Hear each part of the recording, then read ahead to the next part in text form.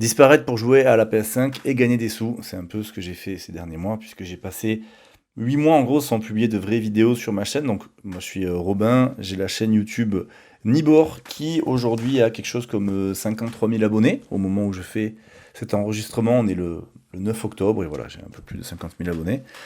Et j'ai donc effectivement disparu, j'avais juste fait une vidéo, une espèce de vidéo FAQ en mars pour dire que pour l'instant j'étais en pause et que je savais pas si j'allais reprendre la chaîne, ce que j'allais en faire, etc. Et donc en fait la vraie dernière vidéo c'était en janvier. Et là je viens de publier la semaine dernière, donc ouais tu vois, ouais c'est quasiment finalement même 9 10 mois plus tard quoi. Une nouvelle vidéo. Là en fait on est sur l'envers du Nibor. Euh, c'est la version vidéo, donc c'est pas un truc que je fais souvent. On va voir, on va tester ça, on va voir si ça vous apporte quelque chose que je sois en vidéo. L'idée, c'est que l'envers du Nibor, c'est un podcast ou une chaîne YouTube sur laquelle je raconte l'envers du processus à la base. Donc, c'est l'envers de la création de ma chaîne YouTube, puisque donc là, ça s'appelle l'envers du Nibor. Mais euh, initialement, j'avais appelé ça à la conquête de YouTube. Voilà, j'ai changé le titre parce que je veux pas faire que YouTube et YouTube c'est juste un des trucs. Mais finalement, j'ai toute une démarche, on va dire, créative, artistique derrière. Et je trouve ça intéressant de partager la galère que c'est quand tu essaies de, justement de mener des projets créatifs et que tu viens pas du bon milieu. Enfin, tu vois que tu viens pas d'un milieu comme ça, quoi. Euh, c'est quelque chose que je fais à la fois pour moi, pour le plaisir, tu vois, de partager, de vider un peu ma tête. Et en même temps, je m'étais toujours dit, si un jour, tu vois, je perce fort, genre, ça pourra servir à des gens. Et en fait, ce qui me surprend, c'est que dès aujourd'hui, où je suis encore inconnu, en fait, quoi, par rapport à ce que je crée, je sais qu'il y a déjà des gens que ça aide, et donc je suis très content de ça, et c'est pour ça que je voulais reprendre ce podcast. Bon, à chaque fois, je dis que je vais le reprendre régulièrement, et puis à chaque fois, il se passe plus de 6 mois, quoi. Donc, on va pas faire de, on va pas faire de fausses promesses aujourd'hui. Euh, donc, pourquoi je parle de disparaître et de jouer? Bon, disparaître, vous avez compris pourquoi, parce que j'ai littéralement disparu. Pourquoi je parle de jouer à la PS5, c'est qu'il y en a qui l'ont vu, j'avais partagé deux trois infos là-dessus, mais en fait, j'ai passé donc vu que j'ai passé des mois sans créer, ça me manquait quand même de créer. J'avais du mal à mettre le doigt sur vraiment ce que j'avais envie de créer, mais je savais que j'avais envie de créer des trucs. J'ai toujours eu envie de créer des trucs, et notamment donc des vidéos. Et le truc, c'est que ouais, je me sentais bas en énergie, j'avais pas envie surtout de faire des recherches. Ça, c'était un truc qui me faisait beaucoup chier sur les vidéos que je fais habituellement sur ma chaîne Nibor. C'est que pour l'instant, le format qui marche fait que je me base sur des recherches. Tu sais, je vais reprendre Le Seigneur des Anneaux, je vais creuser le jeu Elden Ring, enfin, tu vois, et je vais faire des recherches à mort pour piger le truc. Et après, une fois que j'ai pigé, je me demande ce qui est bizarre dedans, et j'essaie d'en faire des blagues, tu vois. Mais il y a cette phase de recherche qui, autant, tu vois, quand je le fais et que c'est pas pour le travail, tu sais, genre, je suis quelqu'un d'assez curieux, donc, tu vois, j'ai des livres partout là, ça se voit pas, mais il y a des livres partout. Euh, J'adore fouiller, tu vois, naturellement, mais à mon rythme.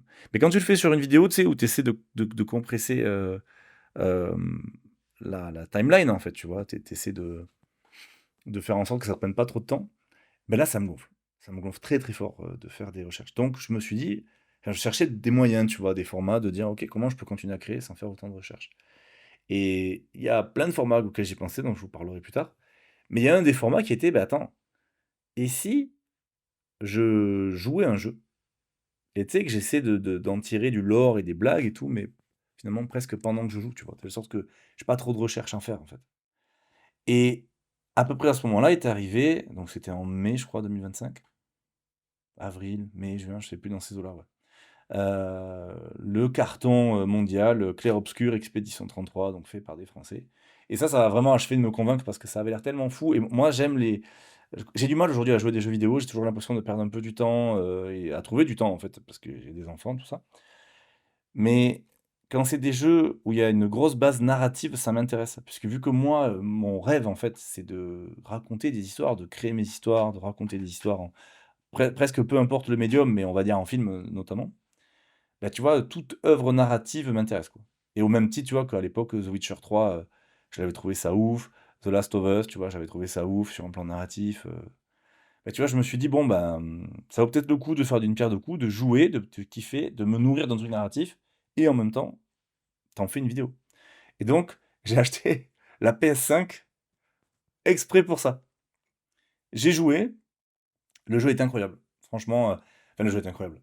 Hem, je je veux pas galvauder le terme, mais il est magnifique. Je pense que c'est plus le terme, parce que je peux pas dire qu'il est incroyable. C'est un bon jeu, moi le gameplay, alors c'est tu sais, il y a du combat tour par tour, tout ça, pour ceux à qui ça parle, c'est un peu comme Final Fantasy. Moi, je suis pas très fan de ce genre de truc, mais je trouve que le leur est quand même bien fait. Genre, c'est prenant, tu vois? Vraiment. Parce que tu peux interagir même quand c'est pas ton tour, en gros. Hem, mais surtout, c'est le monde qui est créé. J'adore ces notions-là de world building, tu sais, où les gens j'adore découvrir les idées comme ça, d'auteurs, tu sais? Donc le monde est incroyable, le monde est bien fait et le scénario est magnifique. Vraiment, moi, le scénario, ça m'a bouleversé et justement, le fait que ça m'ait bouleversé, ça a fait que j'ai pas réussi à créer, attends, ça me focus ou pas cette affaire?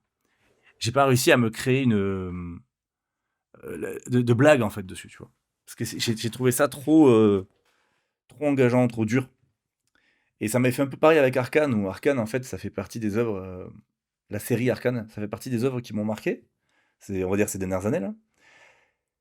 Et j'ai pas réussi à faire une vidéo parce qu'en fait, j'ai je c'est ça me, il y a des éléments qui me touchent trop. En tout cas, au moment où j'ai envie de faire la vidéo, tu vois? Pendant que je consomme le truc, je suis trop touché pour arriver à faire des blagues et tout dessus. Tu vois? Je suis trop impliqué émotionnellement. Et donc ça m'a fait pareil avec Clair Obscur, il y a toute une histoire de deuil et tout. Je vous spoile pas pour ceux qui veulent y jouer parce que vraiment ça vaut le coup d'y jouer. Ou en tout cas de regarder même une vidéo qui, tu vois, qui te où la personne joue et tu suis l'histoire en direct. Parce que vraiment, vraiment, moi j'ai trouvé l'histoire mais magnifique. Et le problème, c'est que du coup, ça m'a un peu trop touché émotionnellement. Et j'ai pas réussi à trouver des blagues. Une fois que j'ai fini le jeu, j'ai perdu l'envie en fait de faire une vidéo dessus. Donc je pense toujours que je ferai une vidéo dessus un jour. Mais il me fallait du temps pour digérer le truc. Et du coup, ça a vraiment donné l'impression, notamment à ma compagne, que genre j'ai juste arrêté de faire des vidéos sur YouTube. J'ai joué à la Play en me disant que j'allais faire des vidéos et que j'ai pas fait les vidéos. Donc ça donnait vraiment une impression de branlouse. À côté, évidemment, j'ai taffé, hein. C'est-à-dire que quand je dis j'ai arrêté de faire des vidéos et jouer à la Play, j'ai pas passé 6 mois à jouer à la Play. Non, non. Par contre, il y a vraiment eu un moment où je me suis mis en break dessus et genre, je faisais mes missions en fait de consulting, je vous en reparlais, mais le matin, en gros, et après je bombardais tout l'après-midi pendant 4 5 heures. Je voulais vraiment avancer là-dessus. Petite gorgée, alors aujourd'hui, c'est pas du café, c'est de la chicorée. J'adore, je me suis découvert une nouvelle passion. J'espère que je vous pète pas les tympans parce qu'en fait, je suis en train de percuter, donc c'est un micro-cravate. Normalement, tu sais, je le fais avec le micro podcast et tout là, il est rangé. J'ai envie de, tu sais, de trouver un moyen de, tu sais, d'enregistrer en enlevant toute résistance, tu vois. Genre en mode, pas clac clac, je lance le truc et c'est chill. Et donc bref, j'ai réutilisé mon micro-cravate, mais je suis en train de me dire, putain, peut-être que je parle très très près, quoi, pour un micro-cravate. On verra. J'espère que l'enregistrement va être viable, ça me ferait chier. Tu vois, d'ailleurs, la dernière vidéo que j'ai sortie, je viens de sortir, là, donc il y a une semaine, une vidéo sur des personnages dégueulasses, en fait, de Elden Ring, sur lesquels je verrai bien des films. Et les gens ne le savent pas, mais j'ai dû enregistrer 2 fois, en fait, cette vidéo. Parce que le premier enregistrement, j'ai oublié de brancher les éléments de micro, et donc j'avais pas de son. C'était dur. Bref, donc je vais vous parler je vais continuer à vous résumer, là, ces derniers mois, les enseignements que j'en tire et tout. Euh, je pense que du coup, pourquoi j'ai arrêté là, j'en ai parlé donc dans ma FAQ, mais en fait, je me suis rendu compte après coup que je pense que j'étais pas loin d'une forme de burn-out. Alors, pas un burn-out en mode, tu sais, genre, j'ai vraiment trop taffé et mon corps suit plus. C'était plus une perte de sens et une grosse fatigue parce qu'en fait, ça fait des années, tu vois, que je me stresse. Alors, de manière générale, ça fait des années, moi, que je lance des projets en indépendant et tout, donc bon, ceux qui sont indépendants le savent, c'est stressant, c'est des trucs stressants. Je mets la pression à ma femme, à ma famille et tout, parce que t'as des hauts et des bas émotionnels, t'as des hauts et des bas financiers et tout, donc c'est toujours un peu galère. Mais là, depuis que j'ai la chaîne YouTube, j'ai vraiment atteint des pics en fait de stress parce que j'ai voulu me mettre à fond dessus et quand tu t'es mis à fond dessus, c'est vrai que t'as plus le plaisir créatif, faut que ça marche et tout, tu te retrouves à faire de la perf, tu vois. C'était un peu de la perf, tu vois. Moi, je perds des plaisirs. Enfin, le but c'était pas, tu vois, d'être un sportif des chiffres de YouTube, quoi. Euh, et donc, ça m'a fait atteindre un point de vraiment d'écœurement, quoi. Tu vois, vraiment, je me dis, mais attends, mais pourquoi je fais ça, tu sais. Genre, le format, il collait pas avec, il m'apportait pas de plaisir. Il était pas très rentable par rapport au temps que je passais et il m'approchait pas de mon envie, tu vois, de faire des films. Alors, on peut dire que si, ça t'en approche parce que tu il vaut mieux faire ça que d'être «boulanger» entre guillemets, tu vois? Tu te rapproches plus en faisant des vidéos YouTube, effectivement. Mais je pouvais faire mieux que ça, tu vois? Genre pour me rapprocher de l'idée de faire des films un jour, de créer des œuvres, tu vois? Je pouvais faire mieux que ces vidéos. Hem, ouais, je pensais que je pouvais faire mieux. Alors ce qui est cool juste par contre, c'est qu'il y a des gens qui adorent, hein. Donc ça, j'en suis très content et j'ai beaucoup de gratitude pour ça. C'est vraiment, tu vois là, je viens de sortir la vidéo, qui était une vidéo, avec pas trop d'enjeux, tu vois? Juste pour me remettre dans le bain de créer un truc. Et donc c'est pas une vidéo qui va faire des centaines de milliers de vues, mais par contre le cœur de ma communauté l'a accueilli super bien et c'est vraiment touchant, tu vois? Genre c'est vraiment un truc, que je prends pas à la légère. Je trouve ça énorme, en fait. Qu'il y ait des centaines de gens là qui commentent et qui te disent: «Mec, trop bien et tout». Ça, je trouve ça cool. Mais pour autant, voilà, ces formats-là m'amènent pas assez à mon goût vers ce que je veux faire, donc qui sont des films. Et en tout cas, c'est un peu trop pénible pour moi à faire. Tu vois? Je m'y retrouve pas. Voilà, tout simplement, je m'y retrouve pas. Et du coup, pendant tous ces mois-là, j'ai eu le temps de réfléchir. J'ai fait des sous, donc en fait, quand je dis j'ai fait des sous, c'est que jusqu'à présent, en fait, on me demandait souvent: «Eh, vous avez vu ce petit bibi là?» Jusqu'à présent, on me demandait souvent, comme je partage un peu sur LinkedIn mon parcours et tout, j'étais régulièrement contacté soit par des créateurs, mais plutôt par des entrepreneurs en fait, pour les aider en fait avec leur chaîne YouTube, tu vois? Créer du contenu pour eux et cetera. Et je prenais quelques clients, de temps en temps, rarement, mais j'avais jamais pris trop le truc au sérieux parce que je voulais tu sais, garder le plus de temps possible pour ma chaîne. Et comme en début d'année, j'étais mort, bon, mais là, j'ai pris, les clients qui venaient, tu vois? J'ai facturé, plutôt cher, hein, quand même. Enfin plutôt cher. Oui, cher par rapport à ce que j'étais habitué à faire, tu vois? Mais bon, par rapport à l'expertise, on va dire, je pense que c'est OK. Bon bref, on s'en fout. Mais ce que je veux dire, c'est que du coup, j'ai passé plusieurs mois à prendre des clients sans faire de vidéos et donc c'est cool, j'ai refait de l'argent, tu vois? Et ce qui était vraiment un souci depuis un moment, tu vois, en fait, c'est que j'étais toujours, tu sais, au ras des pâquerettes, tu vois? Genre, tu survis, tu vois? Tu peux jamais, trop, te relâcher. Et donc là, c'était cool, j'ai fait, des sous. En fait, enfin, j'ai fait des sous. Rien d'incroyable, hein, mais j'ai de quoi vivre, quoi, tu vois? Et de quoi, en août, partir en vacances sans me dire: «Oh là là là là, comment je vais faire au retour des vacances?» tu vois? Ce qui était ça depuis des années, en fait. Donc ça, c'était cool et ça m'a surtout donné l'espace, en fait, pour réfléchir, tu vois? Souffler, kiffer un peu, qui était vraiment nécessaire. Heu, je pense que j'ai pas assez bien utilisé cet espace que ça m'a dégagé, dans le sens, j'aurais pu en profiter davantage pour, peut-être, créer la suite, anticiper la suite. Mais peut-être que j'avais juste besoin, tu vois, de souffler. Parce qu'en gros, là, je me retrouve à préparer la suite aujourd'hui, avec un peu moins de clients, donc moins de marge de manœuvre sur un plan financier, mais ça va quand même. Mais, bah, c'est toujours ça sert à rien de refaire l'histoire parce que, tu vois, je me dis: «Oui, j'ai eu besoin de ça aussi de souffler pour en arriver là aujourd'hui». Et donc, tu vois, un des trucs, en fait, qui m'a beaucoup marqué ces derniers mois, suite à des échanges, suite à l'écoute d'un podcast et d'échanges avec mon pote Doum Doum, c'est la notion de jeu infini. Parce qu'en fait, je me suis rendu compte, donc jeu Infinite Game, c'est un livre de Simon Sinek, mais je crois que le concept existait déjà avant ce livre. Mais en gros, c'est l'idée d'opposer l'idée de, il y a les jeux finis et les jeux infinis. Les jeux finis, c'est un match de foot, c'est un jeu fini, tu as des adversaires clairs, tu as des règles, tu as une durée de temps, tu t'affrontes, tu vois? Jeu fini. Un combat de boxe, tout ça. Enfin, ça, c'est des jeux finis. Les jeux infinis, donc tu joues pour gagner. Le jeu fini, c'est tu joues pour gagner. Les jeux infinis, c'est tu joues pour continuer à jouer, tu vois? C'est infini, donc le but, c'est d'arriver à continuer à jouer. Et en fait, tu te rends compte que, une carrière, tu vois? Ou une entreprise, c'est finalement plutôt des jeux infinis, en fait. Et moi, j'ai abordé ou YouTube, tu vois? Genre une aventure YouTube, justement, c'est plutôt un jeu infini.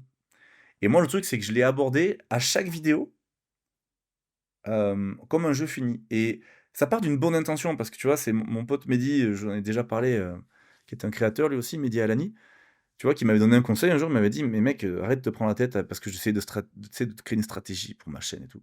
Il m'a dit: «Fais une vidéo après l'autre», tu vois? Genre prends une vidéo, tu fais la meilleure que tu peux et hop, tu passes à la suivante. Et donc, ça part un peu de cette idée-là, sauf qu'en fait, au lieu de juste dire: «Je fais la meilleure» dans le sens avec ma créativité, je me suis mis à faire une vidéo après l'autre, mais en mode performance, tu vois? En fait, à essayer de gagner le game à chaque vidéo. Il fallait que chaque vidéo fasse le plus de perf, tu vois? je me suis pris au jeu, tu vois, des chiffres, de la perf et tout, et ça m'a un peu écœuré. Parce qu'en fait, tu vois, la quantité d'efforts que je mettais et tout, enfin, c'était pas viable. C'était viable dans le sens de, ouais, pour gagner la partie, pour gagner la vidéo à chaque fois, ok, c'est viable. Mais à l'échelle de l'infini, à l'échelle de ma vie, tu vois, c'est pas un format, c'est pas une approche qui était viable. Et donc, c'est vraiment un concept qui m'a fait réfléchir ces derniers mois, de dire, putain, comment je fais un jeu infini maintenant, tu vois? Comment j'aborde tout ça en mode, bah, c'est infini, tu vois? Genre, on va continuer à jouer et le seul but, c'est de continuer à jouer. Donc, tu vois, si tu réfléchis comme ça, si le but, c'est de continuer à jouer, bah, ça veut dire que c'est avant la perf. Et donc, si c'est avant la perf, comment tu continues à jouer en général? Ben, tu fais un truc qui, tu vois, qui, en général, il me semble, qui te plaît, tu vois, qui a du sens pour toi, ou, ou qui te rapporte de l'argent. Enfin, il y a un truc qui fait que tu t'y retrouves, en fait, tu vois. Il faut, pour que tu aies envie de continuer, continuer, continuer, continuer. Euh, donc, bref, donc, j'ai eu le temps de réfléchir à ça. Donc, ce consulting m'a fait, enfin, ces consulting, du coup, que j'ai vendu là, ça m'a fait vachement de bien. Euh, et vraiment, hein, j'ai eu un passage pas de plénitude non plus, mais tu sais, de sérénité. Genre, j'étais là, waouh, c'est cool, tu vois. Genre, j'avais pas besoin d'être en mode haute performance tous les jours, tu vois. Genre, il fallait que je sois bon pour mes clients, j'avais mes tâches à faire et tout, et puis voilà. Tu vois, et après, je pouvais kiffer et tout. Et ça faisait longtemps que ça m'était pas arrivé. Ça fait des années que je suis dans ces situations, tu sais, où tu peux jamais te détendre, quoi. Donc ça m'a fait du bien, ça m'a fait une grosse bouffée d'oxygène, mais j'ai quand même aussi ressenti une forme de non-satisfaction, tu vois, genre, j'étais pas full, tu vois, j'étais pas, c'est presque de l'ennui, en fait, tu vois, genre, OK, ça, tu vois, ça remplit la gamelle, ça me consomme pas ni toute mon énergie, ni tout mon temps, mais tu vois, je suis pas hyper aligné, tu vois? Et c'est encore le cas aujourd'hui, tu vois? J'ai encore des clients et tout, c'est OK, hein, mais je sens que c'est pas ça, tu vois, que je veux faire, non plus tu vois, de ma vie. Hem, donc j'ai quand même, réfléchi, je vous fais une espèce de résumé, hein, de ces derniers mois, et notamment j'ai réfléchi à des centaines de trucs, de projets. Alors, à la fois, en fait, d'un côté, j'ai les projets créatifs et je suis tout le temps en train d'en rajouter, tu vois, suivant l'humeur, je peux vous en reparler après. Et de l'autre côté, j'ai les projets plus pro, entre guillemets, tu vois, plus gagne-pain. Tu vois, genre en mode, c'est pas de l'alimentaire pur, tu vois, parce que je pourrais faire n'importe quoi, mais je veux que ça me plaise, mais c'est pas l'objectif artistique, c'est l'objectif de faire tu vois, un taf qui est OK, quoi.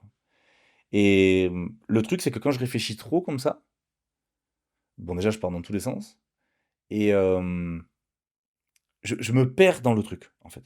Tu vois? Genre, je me prends au jeu de trop réfléchir au côté business, je me mets à reconsommer plein de trucs d'entrepreneurs, tu sais, je lis des livres sur ça et le truc, c'est que c'est un peu confusant parce que d'un côté, j'ai envie d'avoir finalement une carrière un peu artistique, tu vois? Hem, liée au film, mais pas que, tu vois? Genre, j'ai des envies d'écrire des livres, des BD, des espèces de trucs entre 2, tu vois?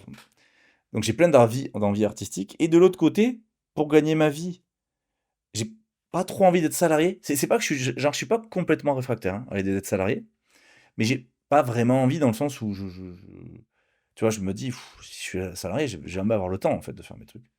Donc je me dis: «Bon, bah, faut que je sois freelance ou entrepreneur» et du coup, tu sais, tu te prends au jeu et à chaque fois, ça me fait pareil. À chaque fois, je me prends au jeu et je me perds un peu en cours de route et je sais plus qu'est-ce qui est un bon choix, du coup, parce qu'en plus, des fois, moi, j'ai tendance à le seul moyen pour moi de savoir si les choses sont pour moi ou quoi, c'est souvent quand même d'aller les tester. Et le truc, c'est que souvent, je me laisse influencer par des gens qui conseillent ceci, cela et comment dire? Je pense qu'il y a souvent de la sagesse dans ces conseils, mais parfois, il vaut mieux que j'aille tester. Et il y a un exemple de ça, que je voulais vous dire plus tard, mais je vais vous le dire maintenant, c'est que du coup, ça faisait longtemps, j'en avais déjà parlé sur ce podcast, que j'envisageais des fois d'aller bosser dans des bars, tu vois, avec un pote à moi. Et ouais, ça fait bien 2 3 ans, tu vois, que je pense à ça. Et notamment l'an dernier, tu vois, j'ai un pote qui m'a conseillé de pas le faire, qui m'a fait bosser un petit peu avec lui et tout. Et en fait, ouais, rationnellement, c'est plus rentable, tu vois, de bosser, en consulting, tout ça, même de bosser avec mon pote. Mais tu vois, tu sais, moi, d'être le cul, tu vois, sur ma chaise, tu vois, face à l'écran toute la journée, franchement, ça m'énergise pas des masses. Et ouais, ça, tu vois, j'avais l'impression de mourir un peu à petit feu. Et donc l'été dernier, je me suis écouté, je suis allé bosser avec mon pote, qui m'a fait bosser à la fois au festival Nouvelle Vague à Biarritz, qui est un festival, de court métrage. Et après, il m'a fait bosser dans son bar, qui est un bar éphémère, sur le toit du casino de Biarritz. Enfin, tu vois, en plus, le spot est quand même incroyable. Et franchement, c'était trop bien, tu vois. Genre, bon, tout n'était pas parfait parce que Moi, j'avais un peu de route à faire, donc c'était un peu chiant de me garer dans Biarritz et tout, c'était un peu galère. Tu te couches tard, tout ça, donc et même en termes de rémunération, si tu veux, c'est pas suffisant, tu vois? Par rapport au consulting, c'est sûr que oui. Mais par contre, ça m'a fait vachement du bien et c'est tu vois? Et j'exclus pas de le refaire ou en tout cas de trouver une activité qui ressemble un peu plus à ça. Et ouais, donc du coup, je me dis: «Ouais, j'aurais dû m'écouter plus tôt», tu vois? Genre, au moins, en fait, tu es au clair, tu vois, sur le truc, sur ce que ça peut t'apporter et tu sais, tu arrêtes d'y penser. Enfin, moi, ça je fonctionne comme ça. Parce qu'au final, j'ai trop kiffé, mais je sais que je vais pas non plus faire exactement ça et ça m'a redonné aussi le côté positif de dire: «OK, tu as quand même beaucoup de chance d'avoir tous ces consultings là qui arrivent, tout seul», tu vois? Sans rien communiquer, à part vite fait sur LinkedIn. Hem et bien payé comme ça, tu vois? Genre vraiment, ça m c'était positif pour ça, tu vois? C'est le fait d'aller voir autre chose. Attends, mais ça marche ou pas? Ouais. Les gars, j'ai peur des fois que le son soit fatch et que le focus marche pas. Bon. C'est le problème, tu vois, d'ajouter la caméra alors que jusqu'à présent je faisais que le son. Bon bref, du coup, faire, ce qu'on a envie de faire. Hem, de quoi je voulais vous parler? Donc du coup, je vous ai parlé en avance de cette histoire de bar.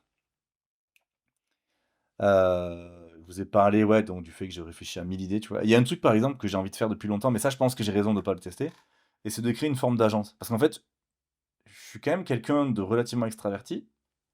Voilà, je me complais beaucoup dans la solitude quand même, mais j'aime bien être avec des gens, tu vois? Et notamment, le côté bosser avec des gens, c'est surtout ça et ça me manque un peu, tu vois, depuis des années que je suis seul et donc ça fait plein de fois que j'ai eu envie de créer une agence et je suis notamment influencé par, j'ai rencontré Arnaud Mison au Pays Basque il y a 2 ans, 1 an ou 2, je sais plus. Qui est donc, réalisateur, producteur et qui a une agence lui. Une agence de, tu vois, de pub et de com, quoi. Et lui, ça m'inspire beaucoup parce que je vois qu'il fait plein de trucs et que pour en avoir parlé avec lui, il me dit: «Mais mec, moi, c'est vraiment grâce à ma team», quoi, tu vois? Il me dit: «Je j'aurais pas l'opportunité de faire autant de trucs si j'avais pas mon équipe» et donc ça, c'est séduisant. Je me dis, moi qui ai envie de faire plein de trucs, et qui ai envie de bosser avec des gens, je me dis: «Bah, créons une agence», tu vois? Hem Mais pour l'instant, tu vois, tous les potes à qui j'en ai parlé, j'ai des potes qui ont eu des agences et tout, qui m'ont tous toujours dit: «Mec, par rapport à ton caractère, genre ne fais pas une agence» et je pense qu'il y a quand même de la vérité là-dedans. Peut-être qu'un jour je vais craquer et je vais monter avec une agence, mais pour l'instant pour l'instant je résiste à ça et d'ailleurs ça c'est marrant, c'est un des sujets que je voulais aborder. J'ai vraiment un truc, j'aimerais savoir si vous aussi vous avez ça, si tous les créatifs ont ça, mais j'ai un peu une dualité en moi où quand je suis en forme, que ça soit physiquement ou émotionnellement. J'ai l'impression d'être, vraiment, tu sais, le cliché de l'acteur, tu vois? Extraverti, qui va faire des blagues et tout et qui est plein d'énergie et qui a une énergie à la fois, d'art extraverti, tu vois? L'acting et en même temps d'entrepreneur, tu vois? Genre, j'ai l'impression que je veux croquer le monde et que je peux, tu sais, créer un studio, enfin tout faire en même temps et que je veux travailler avec des gens, tu vois? Et qu'on va aller très loin et par contre, quand je suis fatigué, tu vois? Que je suis un peu down ou qu'il y a un truc qui m'a influencé et j'arrive pas toujours à identifier quoi. Là, je redeviens un peu le tu sais, l'artiste introverti, un peu nerd du coup, tu vois? Qui aime la fantasy, la science-fiction et tout ça et qui veut juste écrire dans son coin, tu sais, qui veut pas penser stratégie, tu vois? Qui veut juste penser, tu vois? Une espèce d'âme écorchée qui veut juste exprimer ce qu'elle a exprimé, tu vois? Ça me fait ça quand et j'étais comme ça il y a quelques jours. Il y a quelques jours, j'étais en mode, et comment dire? Quand je suis comme ça, genre limite, je pense presque plus, tu vois, aux films et au cinéma et je pense que c'est parce que comme je suis low en énergie, tu sais, bas, low, je suis faible en énergie. Je pense que, tu sais, je dois inconsciemment me dire: «Waouh, ça va être tellement galère», tu vois? C'est tellement presque impossible d'aller faire un petit film que du coup, je me dis: «Bah, j'ai juste envie de m'exprimer donc pour ça, j'ai besoin de personne, en fait, j'ai besoin d'écrire», tu vois? C'est tout, tu vois? Et donc je me dis ça en ce moment-là et dès que je remonte la pente, tu vois, comme là, c'est le cas aujourd'hui, hein, je suis en mode: «Non, mais tranquille», tu vois? Ça on va prendre le temps qu'il va falloir, mais on va les faire ces films. Ça va être trop bien et là, comme je suis bien en énergie, je recommence à penser un peu plus stratégique, tu vois? Et je pense que j'ai un compromis à trouver là-dessus parce que quand je tombe trop dans la stratégie, j'oublie de faire des trucs que je kiffe, en fait, tu vois? C'est-à-dire que je suis tellement en mode focus sur l'après, tu sais, sur l'objectif final qui est de faire des films, que tu sais, je me mets à bosser, nanana, et tu sais, j'oublie qu'il faut kiffer en cours de route, en fait, sinon tu tiens pas. Et à l'inverse, quand je suis down, je veux juste un truc qui me fasse kiffer, tu vois, qui est très nombriliste, en fait, tu vois. Et osef le reste, quoi, tu vois. Et donc je pense que j'ai vraiment un entre-deux à trouver, que je vais essayer de trouver là. J'ai un pote qui est un peu sur la performance mentale, avec qui je dois échanger. Et là, j'ai aussi payé un mec là, pour une espèce d'accompagnement sur ça, sur la carrière, sur les réflexions de fond et tout. Parce que j'ai vraiment l'impression d'être au clair sur les objectifs que je veux viser, mais j'aimerais trouver un moyen d'avancer beaucoup plus sereinement vers tout ça, tu vois. Et donc je pense qu'il faut que je stabilise ma base. Mais bon, bref, je vais en reparler. Mais ça m'intéresse de savoir si il y en a d'autres qui ont cette espèce de dualité. Euh, et par rapport à cette stabilité, en fait, c'est que je me rends compte d'un truc. Là, je suis en train de tester un nouveau format pour la chaîne. Attends, petite gorgée. Mmh, chicorée froide. Oh, oh, c'est pas bon ça. Donc, je veux tester un nouveau format pour la chaîne. Euh, parce que je suis en train de la faire pivoter. Donc, pour ceux qui suivent Nibor, sachez-le, je vais essayer de faire pivoter la chaîne. Je ne sais pas tout exactement comment, je ne sais pas à quel point je vais continuer les formats actuels ou pas, mais je sais que j'ai des nouveaux formats qui vont arriver, qui vont ressembler davantage à des défis audiovisuels. Et là, tu vois, je me rends compte en le faisant. Là, je le fais en ce moment, le format, j'ai presque plus de clients en consulting, justement pour me consacrer à ça. Mais du coup, j'ai de la trésor d'avance, mais le fait de me consacrer à ce format, en me disant non, et je prends pas de clients en consulting, en fait, c'est bizarre parce que ce nouveau format, il est dur à faire parce que je le maîtrise pas, je ne l'ai jamais fait. Donc c'est tout nouveau, donc tu sais, c'est instable et c'est dur, tu vois. Genre, je trouve que c'est dur à faire. Ça me stresse, tu vois, dans le sens où tu sais, j'avance dans la douleur puisque je l'ai jamais fait. C'est à la fois excitant, mais à la fois, ouais, tu te sens perdu. Tu as toujours l'impression que tu vas faire de la grosse merde en fait, puisque je l'ai jamais fait. Je connais pas le bout. Mais je pense qu'au contraire, c'est ça qui est faux, tu vois. Quand tu veux créer un truc artistique, t'es pas censé faire que ce que tu sais faire, tu vois, au contraire. Donc je pense que cette démarche-là, elle est nécessaire. Mais du coup, le fait d'avoir cette insécurité sur la démarche artistique me rend plus fragile. Et comme là, j'ai décidé je suis en mode, ok, je prends plus de clients. En fait, ça me fait une espèce de double insécurité. Et ça, j'ai du mal à l'assumer. Et c'est pas la première fois. Et à chaque fois que ça m'arrive, je remets tout en question dans ma tête, tu vois. Enfin, tout est chamboulé et tout. Et donc c'est pour ça que là, je paie cet accompagnement avec ce mec, c'est que je veux stabiliser mon activité, tu sais, de base gagne-pain, quoi, tu vois. Parce qu'aujourd'hui, le consulting YouTube, franchement, je suis pas du tout sûr de continuer. C'est super rentable. Tant qu'il y a des gens intéressants et prêts à me payer bien qui viennent, enfin, c'est pas tant qu'il y a des gens, mais pour l'instant, tant que ces gens-là arrivent, je continue, tu vois. J'en ai pour au moins quelques mois. Mais après, je suis pas sûr de continuer. Et donc, on pourrait se dire, bah, c'est pas grave. Mais si, parce qu'en fait, moi, dans ma tête, enfin, c'est même pas dans ma tête, c'est statistiquement parlant, si tu veux, il se peut se passer 10, 15 ans avant que je fasse un vrai film, tu vois, et qui va me rémunérer. Il peut se passer une vie entière, en fait, sans que ça n'arrive. Et donc, je veux pouvoir quand même avoir une activité qui est, tu vois, qui est OK. Tu vois. Moi, je suis OK avec l'idée de courir toute ma vie après le fait de faire un film et tu vois, de créer des défis sur YouTube et de progresser, de jouer la comédie sur YouTube, etc. Je suis OK avec cette idée-là. Mais il faut que du coup, tu vois, j'ai quand même une activité OK à côté. Tu vois, sans parler d'une activité qui me passionne à mort, mais un truc avec lequel je me dis c'est OK, tu vois, ça peut durer longtemps comme ça, ça me plaît, ça m'énergise, tu vois. Aujourd'hui, le consulting tel qu'il est n'est pas OK, donc peut-être qu'il faut que je change de type de client, peut-être qu'il faut que je change la façon dont je le fais, mais peut-être que c'est le cœur de ce truc, tu vois, du consulting YouTube qui me plaît pas. Parce que par exemple, tu vois, ce qui me plaît pas aujourd'hui, c'est que souvent les gens viennent me voir pour de la perf YouTube, tu vois, l'expertise, le côté performance. Donc bon, je retravaille sur la perf qui me rappelle pas toujours des bons souvenirs. J'ai l'impression, tu sais, que les gens viennent me voir, comment dire, qu'il faut que ma chaîne, elle performe tout le temps, en fait, tu vois. Ce qui est probablement pas vrai, parce que vu que j'ai bossé chez Marketing Mania et que j'ai déjà fait des grosses perfs sur ma chaîne, on pourrait dire, bon, j'ai la preuve de concept, je sais faire des perfs. Maintenant, si ma chaîne fait moins de perfs, ce qui risque d'arriver, je vous en reparle après, euh, ce serait pas si grave. Mais ça, c'est la théorie, mais émotionnellement, moi, quand j'y suis, j'ai toujours ce truc de me dire, putain, je vais être un peu évalué sur ma chaîne et tout, ça me gêne. J'ai pas envie que ma chaîne soit une preuve de perf, en fait. Je veux qu'elle soit une preuve de créativité, de compétences sur l'acting, sur l'écriture et tout, OK. Mais sur la perf, ça m'ennuie. Parce que sur YouTube, en vrai, même si bon, vous savez que j'ai quand même, pigé 2-3 trucs, tu vois? Ça se voit dans les formats que j'ai fait. Mais tu peux pas, garantir, tu vois? Je peux pas garantir à un client qu'on va faire exploser sa chaîne, quoi, tu vois? C'est vraiment, c'est vachement dur. Et du coup, moi, ça me met la pression et donc ça m'enlève le plaisir aussi sur ma chaîne et tout. Donc ça fait partie des choses, tu vois, qui me gênent dans le consulting. Donc voilà, j'aimerais résoudre ce truc. Ça va être un peu mon focus à des 2-3 prochains mois.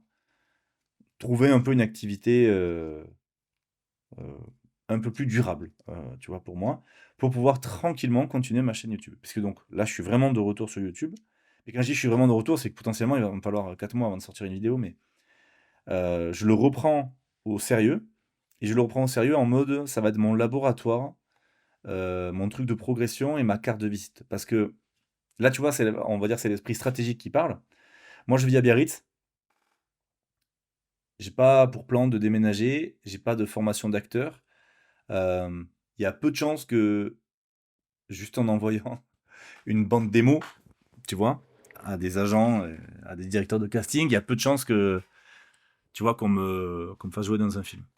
Donc moi, et en plus, à long terme, moi, je veux créer mes films, tu vois. Tu sais, j'adorerais faire des films de fantasy, etc. On a compris.